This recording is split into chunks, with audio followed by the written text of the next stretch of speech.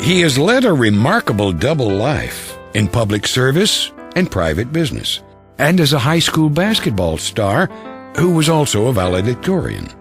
And he thinks everybody should try it. I do.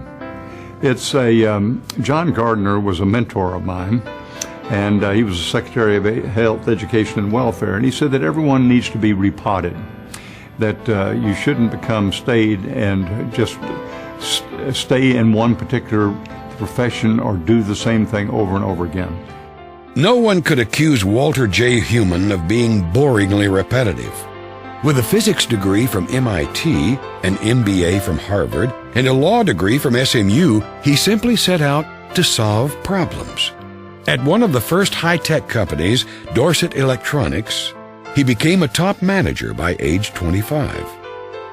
Later, joining LTV Aerospace Corporation, he worked with supersonic low-altitude missiles and the Manned Maneuvering Unit, used by the Apollo and Saturn astronauts for spacewalks. It was a challenge a minute, and he loved it. People noticed, and the president, Lyndon Johnson, named him to the new White House Fellows Program, appointing 15 young Americans each year to work with the president and cabinet officers in Washington, D.C. The White House Fellows Program changed my life. It was a crossroads, and for me and my family, looking back on it, it was one of the most significant milestones in my life.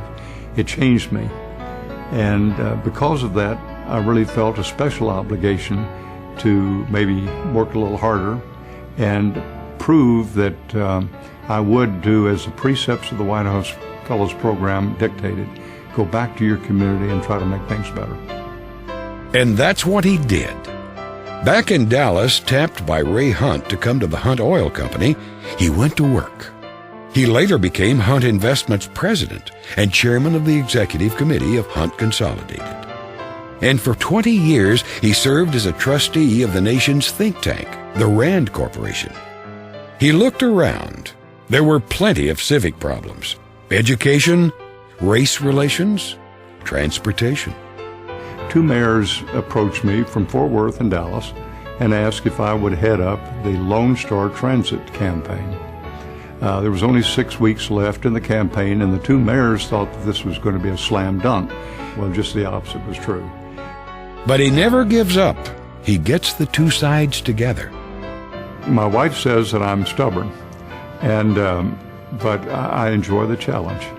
And from sports, you're taught that you don't quit until the game is over, until the final whistle or horn blows. And so that's kind of my mentality.